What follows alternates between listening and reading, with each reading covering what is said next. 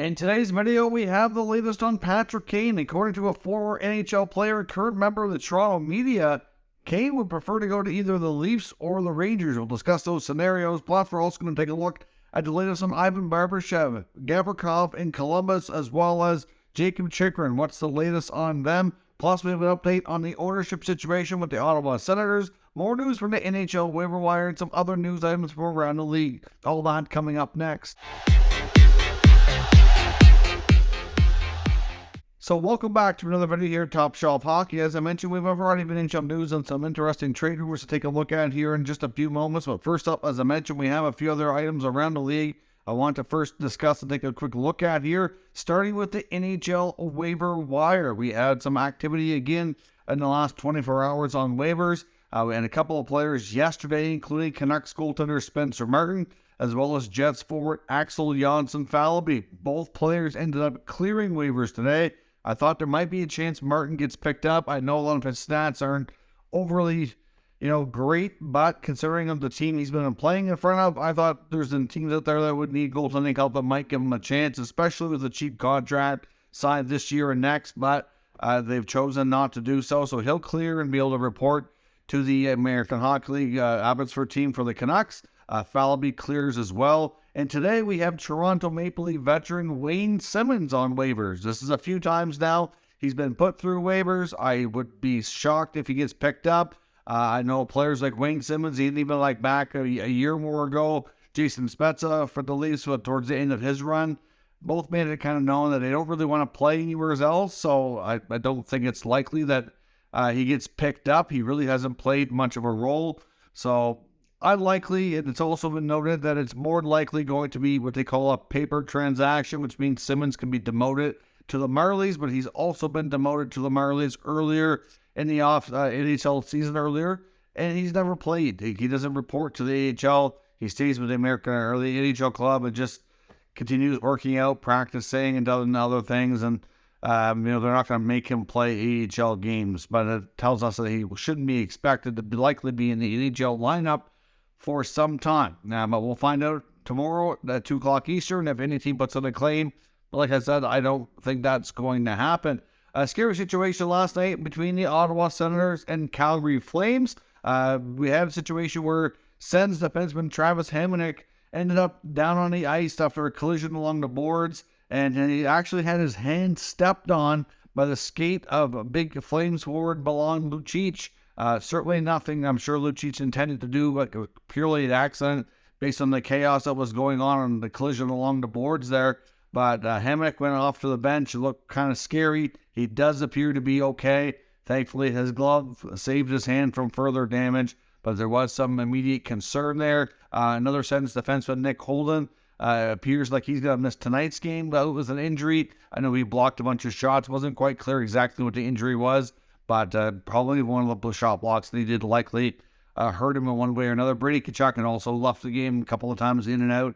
But so far, Coach DJ Smith indicates that he's likely going to be good to go this evening. Another situation with Washington. They're going to be without their captain, Alex Ovechkin, for an indefinite period of time. It may not be too long, but we really don't know. He's basically taking a personal leave from the team to go tend to a personal matter. It's some sort of a health situation with a loved one is all we know. Due to privacy, that's likely all we're going to know unless something on Ovechkin's side decides to give more details at a later time. But he's going to be gone for at least this week. That much we do know. So he's going to miss at least a handful of games probably. And that will also include the Stadium Series game coming up soon as well with Carolina. So not a good situation for Washington, but certainly understandable that it's a personal family matter that he has to tend to, and it's just going to be away for a bit. So we'll see how the Caps do in his absence. Something we didn't expect to happen was the Detroit Red Wings calling up Jacob Vrana, but that appears to be taking place, and Vrana looks like he's going to get another chance with the big club. I know there was a lot of reports saying that he was basically done in Detroit and to expect a trade or a buyout in the offseason. And that, so far, a trade hasn't happened, and it sounds like he's going to get a chance. I know he started slow in the AHL after he was first assigned there. I mean, after being on leave for some time, dealing with the personal assistance program. It makes sense that he might need some time to get kind of back in the swing of things, get his conditioning and his timing and all that. And certainly it seems like it's getting better, and they're going to give him a chance. So we'll see how things go, and if that relationship can be repaired and he can get back to hopefully being a productive hockey player at the NHL level. Bruce Gavrikov of the Ottawa Sun and TSN's reporting that Ryan Reynolds, of course, Hollywood star, has decided which group he's going to align himself with for the potential purchase of the Ottawa Senators. We know a purchase is likely going to be completed sometime in the next probably 4 to 6 weeks. Obviously, they're at a point now where groups are starting to put bids in, and we're not going to be too far away from knowing who the new ownership group is going to be. But according to the report from Gavrikov, Ryan Reynolds is going to align himself with the Remington Group. Now, at this point in time, Remington Group is not necessarily considered one of the front runners. We obviously don't know what kind of offer they made to him to get him to align with them, but we do know that the NHL and Gary Bettman would very much like for Ryan Reynolds to be involved with the new ownership group of this team. Obviously, having any kind of Hollywood celebrity who can offer the things that he can, like we've seen him do with the soccer team he purchased with Wrexham, there's a lot of benefits there. So it makes sense that they would like to see him involved. I'm a little bit surprised, to be honest, that Ryan Reynolds has already aligned himself with a group, and that perhaps he would go in as a minority partner with whoever the successful ownership bid was. I thought that's might how it would go down. But Remington Group is a company that's been around for a long, long time. They're a Toronto-based real estate company, so obviously their history and expertise in real estate will bode well for helping get the new arena in LeBreton Flats. So that part of it would be really good. You've probably heard some rumblings about this group before, maybe, if you may not or know or remember the name. But they did try to buy the Coyotes back a number of years ago, and they were also the group that wanted to build a new NHL arena in Markham, Ontario, which is, of course, not far from Toronto. Somewhere with Toronto, there was I don't know how many years ago that was now, but there was rumblings of, could there be two NHL teams in the greater Toronto area and actually compete with the Maple Leafs. Markham obviously has a big population. It's a big area. And they could probably handle some things on a large scale, but it's hard to imagine a team being there competing hands-on with the Maple Leafs after the Leafs having that, unique area for themselves, the whole area of Toronto and the whole, most of Ontario for that matter, for so long. But at the end of the day, they've never followed through. That arena project was going to be at least I'm not sure if it was all, but at least a big chunk was going to be public money that was going to be used. Of course, it never went through. The Coyotes purchase never went through. So it's hard to say. I know there's some that are wondering just how serious this group is, but obviously if they're enlisting Ryan Reynolds, I would suggest that they are pretty serious, but there are some other names that have been out there that we had mentioned before that would probably be considered a little bit more likely to bake the purchase, but we'll have to wait and see. Just an interesting note there that Ryan Reynolds has allied himself with this group. I guess we'll see where that goes.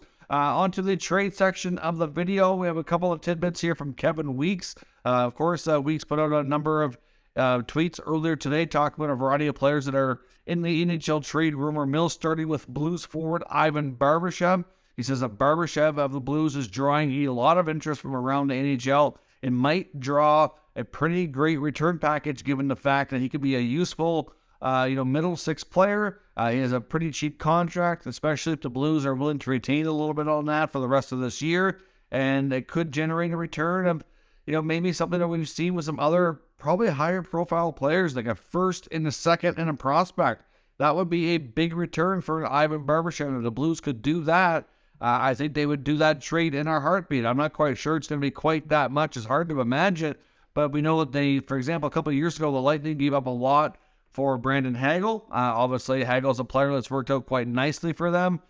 Still young enough that they feel like he can probably take a few more steps in their career before they kind of hit their max potential and their peak. Barbashev might be a player they feel similarly about. They haven't mentioned in the Barbashev rumor mill before. I've heard of other teams like Boston and Toronto, and you could probably throw in Carolina. There's a lot of teams that are going to be interested in Barbashev. It's really difficult to say where he could end up. I know there's been some rumors at one point that the Leafs might be interested in Barbashev and O'Reilly from St. Louis, possibly as a package deal, but that's difficult to say. We've heard the Leafs being interested in a variety of forwards, and we're going to talk about another one here later on. So certainly, I don't know what to do. I'm not really sure Barbashev is going to be high on the Leafs' radar. I think Tampa, Boston is a team to watch, like I said, but it's going to be a steep asking price. If that, I don't know if Tampa or Boston is going to want to pay that kind of price to make that kind of trade as much as they like the player, but we'll have to see.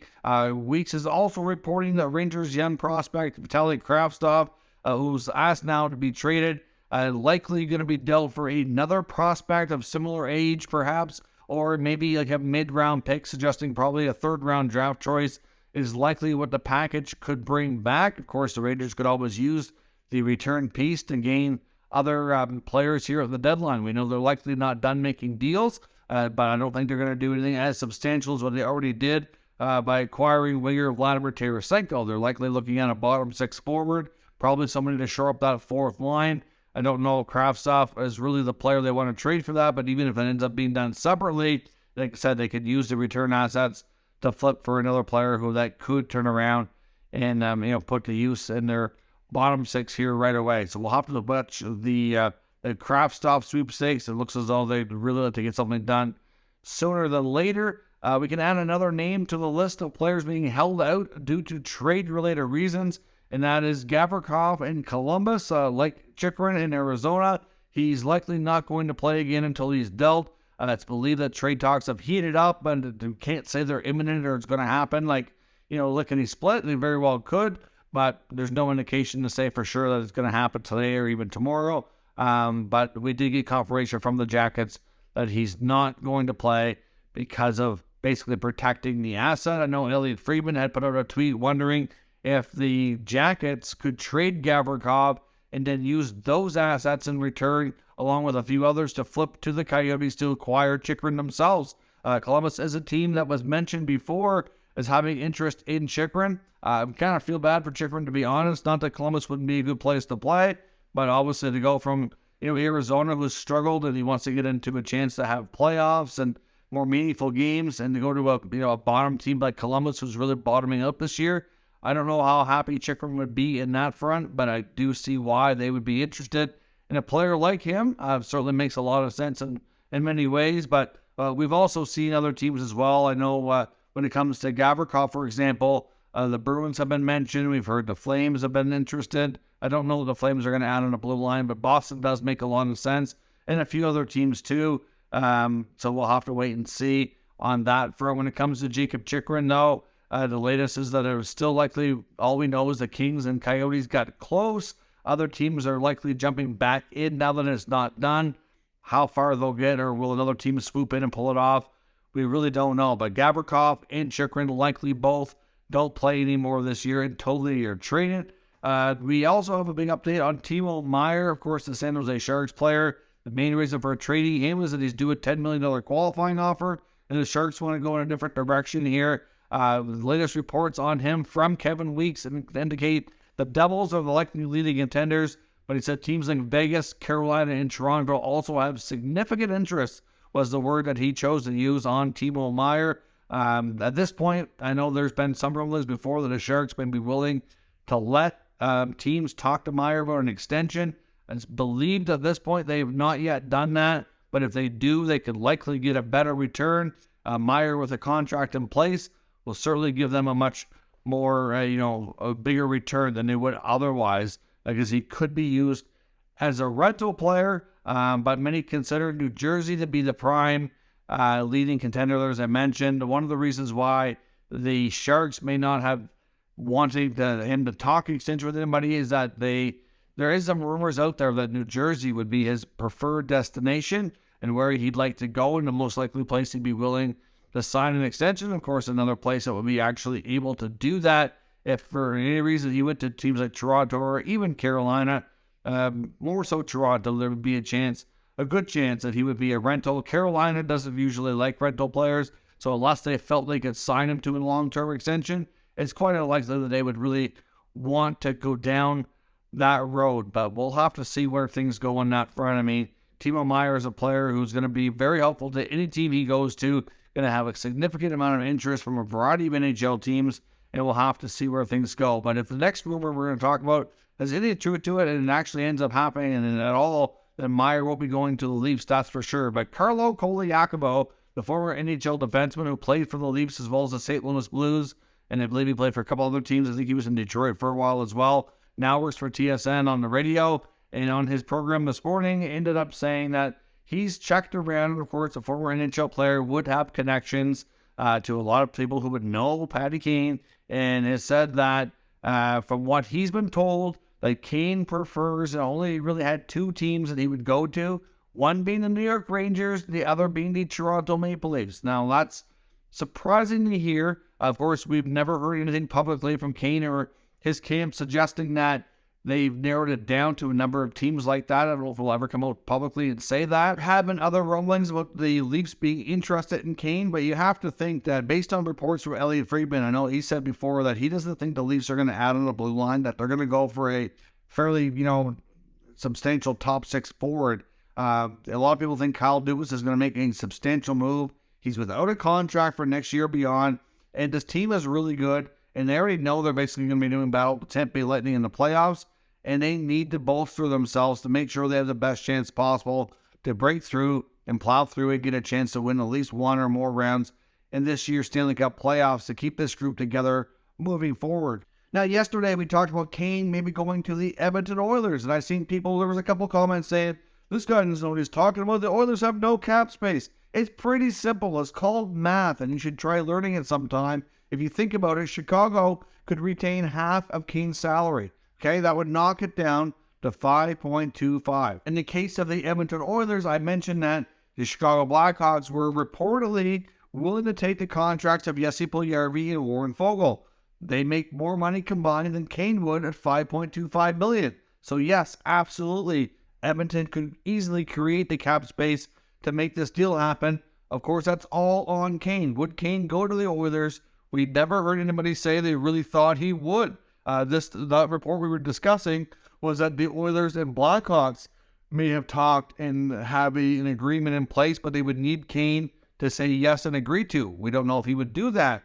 According to these reports from Koliakovo in Toronto, he feels that Kane would go to the Leafs. Now, what could they do? Real easy. Alex Kerfoot, Justin Hall, for example, those two contracts would add up to $5.5 million. Kane would only be at $5.25 million. Now, Chicago obviously is going to want more than those contracts back for Patrick Kane, but they take those contracts on to make the money work, and then you're talking about a combination of picks or prospects to help the Blackhawks be satisfied for their return for the future. It's really, really not that complicated for a team like the Oilers or the Leafs or any other big teams that we've talked about being interested in Patrick Kane to make this work from a salary cap perspective. I know some people see the title, they don't look at the salary cap situation or cap friendly or any of those sources that we use, and they just automatically go to make comments that this is never going to work, there's no cap space. Do you not realize there's money going out in the deal as well? And it's not that hard to do when you have 50% salary retained. It's really not. So this deal is very much realistic that it could happen. It's just a matter of what does Patrick Kane want? That's the question that we do not know the answer to, because he has full no move clause and full control over the situation. But if this source in Toronto and Koliakovo are accurate, with the Rangers being out on Kane, or at least expected to be right after acquiring Tarasenko, can you imagine if he went to Toronto to play with Matthews and Marner and company and try to help them win a Stanley Cup? That would be a pretty lethal top six. I know that's likely what Dubas is going to do. You got to remember, like I said, Kyle Dubas doesn't have a contract beyond this year. So, of course, I don't think he'll do a move just for the sake of saving his job. But you have to think that's on his mind, at least to some degree. It's also this coming offseason when Austin Matthews is eligible for a contract extension, as is William Nylander. There's some that are concerned, wondering, will Matthews want to stick around if they have another first-round exit and none of his tenure time produce any kind of playoff success? Obviously, it's a pivotal year for the Leafs to take a step forward. If they don't get any contract negotiations really accomplished with Matthews and they go into next year thinking he may not want to re-sign, that's going to be a major distraction and a major issue for this group moving forward. Now, we're not saying that Matthews wants to leave or anything like that. I don't have any information to suggest that being the case. But I do know that it's going to be a big, pivotal decision for Matthews himself, for the team, and everybody else involved here to have success this year, to be able to stay the course with this core group of forwards and the general manager. Or changes are going to come. It's just that simple. It's a results-oriented business, and as much as they've had regular season success, they have not had any playoff success. This has to be the year they get it done, or something significant is going to change with that organization. There's no doubt about that. So let me know your thoughts on potential Patrick Kane to Toronto. Is there any chance he can still go to New York? Or will he just choose to stay in Chicago and none of this will happen at all? Let me know your thoughts on that as well as Chychrun, Gavrikov, and others that we discussed here today down in the comments, and we'll talk about it further. If you're new to the channel, of course, make sure you subscribe and stick around. We'll keep you up to date with the latest news, rumors, and analysis of all 32 NHL teams. Thank you for watching, and I'll catch you next time.